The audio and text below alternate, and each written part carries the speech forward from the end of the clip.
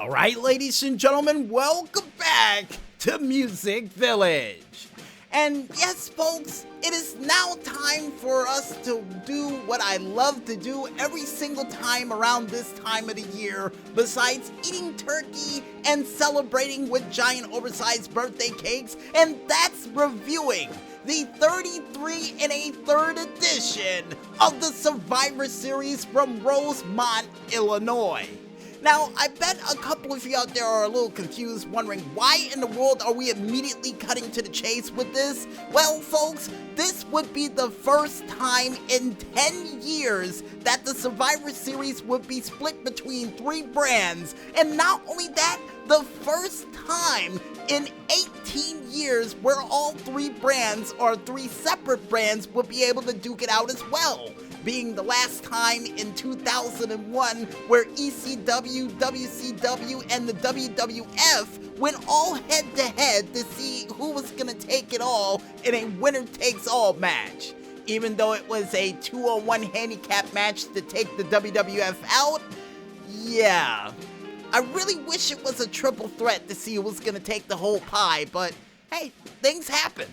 And with all those factoids out of the way and plenty more to come during these results, folks, let's go into the first match that will be taking place on this said pay-per-view, which would be none other. And excuse me, Maestro got the list up a little bit late last night, so the first match that will be taking place on this said card would be a triple threat match between the Women's Champion of Monday Night Raw, the Women's Champion of Friday Night Smackdown, and the Women's Champion of NXT of Becky Lynch, Bayley, and Shayna Baszler in a match to see who is the dominant champion. And to bring up a point that Corey Graves said a while back ago on his show After the Bell on his podcast, I have to agree with what he said. There should be some form of stakes involved in this match. I mean, a lot of sizzle going on during this match, but no stakes, no wagers whatsoever with this match just to see who's the dominant champion. I think, like what he said before, that the winner of this match should have the respective number 30th spot in the Royal Rumble for all brands who tend to win. There should be some form of, weight and measures going on during here, especially with the fact that Triple H was the one who fired the first shot and invaded Raw and SmackDown to prove how dominant the black and gold brand truly is. But with that little bit of a rant and a little bit of Corey Graves giving him a thumbs up for that cool idea, folks, who do I think is going to win this match that apparently happened due to the fact of Shayna Baszler coming in and attacking both Raw and SmackDown, their respective champions, and making them look like fools until Bayley would come along attacking Shayna Baszler on the stage, and apparently Becky Lynch stomping down the doors of NXT trying to take a piece out of Rhea Ripley. And in my opinion, I would definitely have to go with the Queen of Spades, the submission magician herself, Shayna Baszler, to win this match. And the reason why I say that, folks, is not only because she has a bone to pick with Becky Lynch, but now a fresh bone to pick with none other than Bayley, who decided to attack her from behind. And that definitely makes her dangerous, and also the fact that she's the longest reigning champion in this match definitely proves how dangerous she truly is. And the next match of brand supremacy that will take place will be none other than the champions of tag team variety of Monday Night Raw going up against the champions of Friday Night Smackdown, that I almost said Tuesday Night Smackdown, but I got that wrong, and the champions of NXT of none other than the Viking Raiders, the New Day, and of course, the Undisputed Era of Bobby Fish and Kyle O'Reilly, aka the team of Red Dragon, duking it out for tag team brand supremacy. And with all three tag teams of brand supremacy going at it during this major night, and all of these respective champions holding many a long reigns in their respective companies, who do I think is gonna win? Well, I have a soft spot in my heart for the Undisputed Era, especially for Red Dragon, especially of how impressive they were back in Ring of Honor. I got a big feeling that the Undisputed Era is gonna go home as your winners during this said match.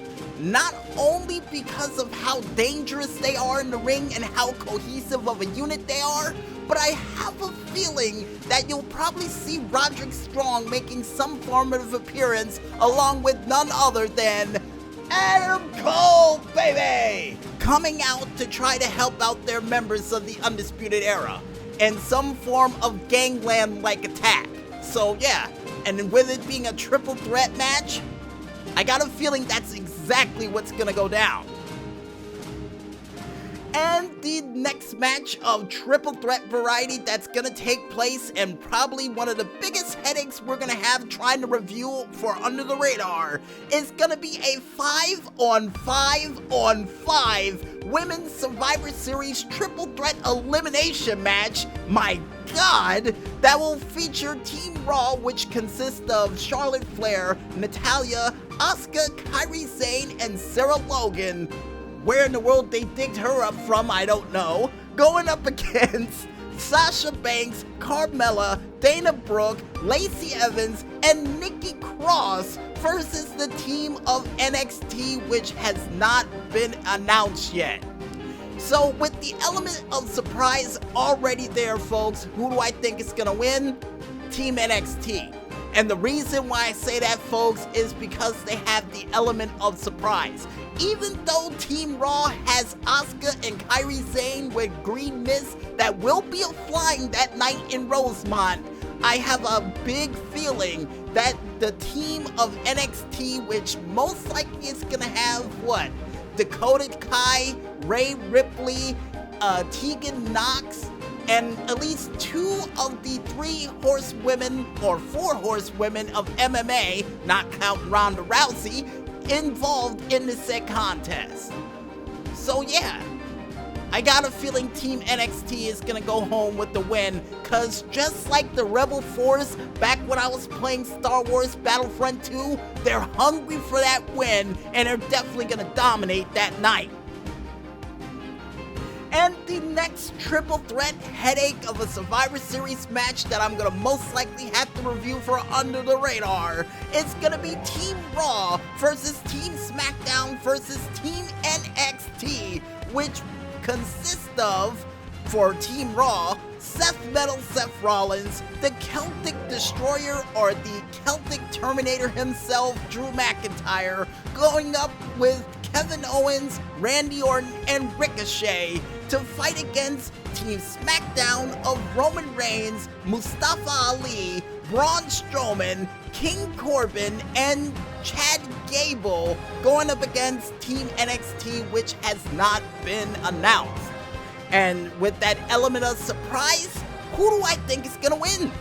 Well, any team who has Randy Orton, and you know this, folks, as a history buff like myself, with Randy Orton on your team, you automatically have that element of a sure thing win, because Randy Orton on 2 separate occasions has been a sole survivor on whatever Survivor Series he's been a part of.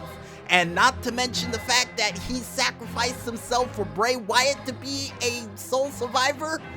Yeah, I'm giving it to Team Raw to win this match, mostly because of the teammates they have, but who's gonna be the turncoat during this match to portray the team of Raw or SmackDown to go to NXT? Cause you know there's gonna be a star screen on one of those teams with the seeds of doubt that Triple H planted in the head of both Seth Metal and Kevin Owens. So I got a funny feeling we're gonna see Kevin Owens or Seth Rollins don the black and gold before the end of the night to help Team NXT get one over on Raw and SmackDown.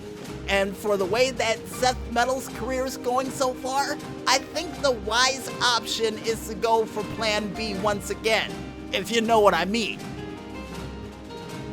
And the next match that we have up on the card of Triple Threat Championship Variety, and I got a feeling it's gonna be match of the night in my opinion, it's none other than the phenomenal one, AJ Styles, your United States Champion, going up against the King of Strong Style himself, Shinsuke Nakamura, your Intercontinental Champion, and of course the member of the Undisputed Era, Roderick Strong, your North American Champion, duking it out in an all-champions triple threat match.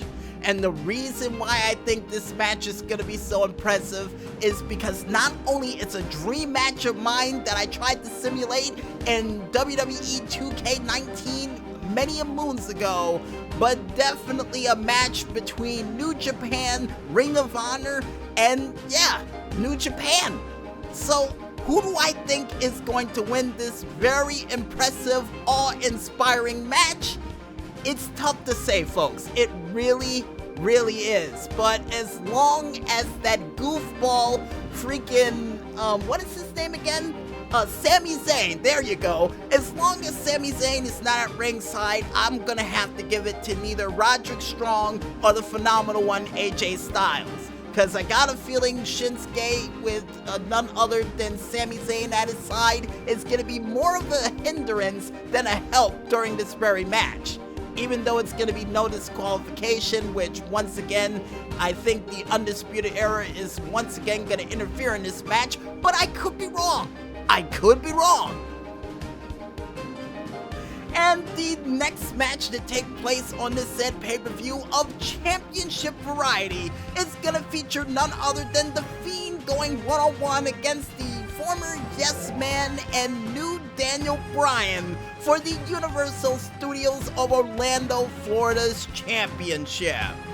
And the only reason this match is taking place is after Daniel Bryan, who was confused about what's next in his career, and Sami Zayn trying to convince him to go over to the Nakamura camp, would mysteriously get attacked by Bray Wyatt, aka The Fiend, or what I like to call him as of late, El Kabong and Quick Draw McGraw in this sort of case, would then decide to take his career to the next level by agreeing to fight against Bray Wyatt for revenge for what he did to him, to try to find out what's next for his career, since The Miz called them mentally unstable, which makes him very dangerous.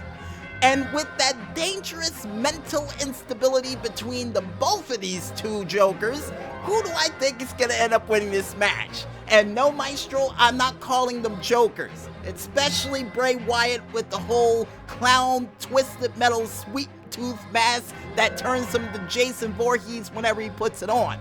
And who do I think is going to win that match? Well, as much as I want to see the Yes Man now don the brand new blueberry pie version of the Universal Studios of Orlando, Florida's championship, I'm gonna have to give it to The Fiend. And the only reason I say that, folks, is because this creature of sorts was able to take 11 curb stomps inside of Hell in a Cell, a sledgehammer to the face, and even kicked off a stage in Saudi Arabia and still come back hungry for more. So unless Daniel Bryan hits him with 19 or 21 Baizaku knees and holds him in a yes lock while hanging him up from the roof, there is no way I see Daniel Bryan winning this match to get the championship. So yeah, The Fiend to win this. And the next championship match to take place with a little bit of a grudge behind it, Brock Lesnar going one-on-one against the man of mystery himself, Rey Mysterio, in a no-holds-barred match for the WWE Championship. And a little bit of interesting facts for this match, folks, and that is the saddest thing I could say for this week, is the fact that this would be the first time in well over 4 years since Seth Rollins got injured that the WWE Championship would be defended at the Survivor Series. Now that's something. The first time in 4 years that belt's being defended at this said pay-per-view, kind of a shame. And you would expect a triple threat match between all the champions, but with Rey Mysterio with a personal gripe against Brock Lesnar because he attacked his son not once, not twice, but 3 times a lady backstage. Rey Mysterio is out for blood and would decide to do so with his aluminum baseball bat that I got corrected on that it was a steel pipe. But I think it's funnier that it's a baseball bat because somebody of Rey Mysterio's stature coming at your knees with a bat? Yeah, something that I was afraid of since I was about 5 years old. And with that little comment out of the way, folks, who do I think is gonna win this match? Brock Lesnar. Granted, Rey Mysterio is crafty. Granted, Rey Mysterio is probably one of the greatest luchadors of all time. I still believe Brock Lesnar is gonna toss him around like a hand-tossed pizza that was probably made down the street from where I live. So, yeah, like I said, Brock Lesnar's gonna win this match. Rey Mysterio's gonna put up a good fight, but once again, Brock's gonna win. The end. And the next championship match to take place on this said card is gonna feature none other than Adam Cole, baby! Going one-on-one against the winner of the triple threat match of TakeOver War Games Chicago that will take place the night afterwards. And the people who are involved in that match is none other than Killian Dane, Damian Priest, and of course, the Bruiserweight himself, none other than Pete Dunne. And who do I think is gonna win that triple threat match at War Games? I'm gonna have to give it to the Bruiserweight. Not only because he's probably one of my favorite cruiserweight fighters that was a part of NXT UK and NXT, but I also think he's gonna have a little bit of joint manipulation to take out the bigger 2 guys during that said match. Even though it's gonna be a bit of a hoss fight or a hoss fight between both Killian Dane and Damian Priest, still giving it to Pete Dunne because just like they said on George Lopez, that guy's a scrapper. So I got a feeling he's gonna be the one to go up against Adam Cole, baby. And who is gonna win that match?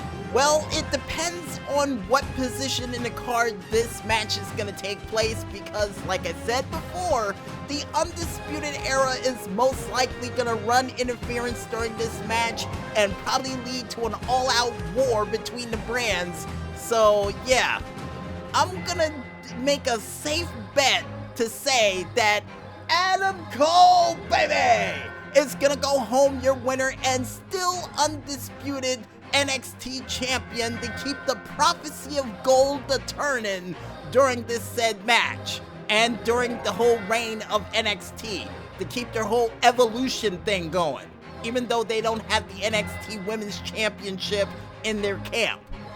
But I digress, and who knows? Half of these things might go the other way around of what I said, and all the brands might end up getting a win apiece over each other during this whole night of brand dominance. But seeing the fact that we don't have a makeshift crystal ball to truly predict who's right, to wrap this up in the way that we always do, we say this: good luck, don't get hurt, and put on one hell of a show that none of us will ever, and I do mean ever, forget. And especially with the fact that this is one of the big 4 pay-per-views of the year, definitely tried to tear the house down in Chicago because those fans will let you have it if you don't do it any other way. Trust me, I've seen shows happen there before. And with that long review out of the way, folks, I think it's time for us to go ahead and grab a little glass of water, and when we return, we'll be back with some games to review for another edition of the Friday Night Greenlight, right after this. So don't go anywhere just yet, folks, and stay tuned.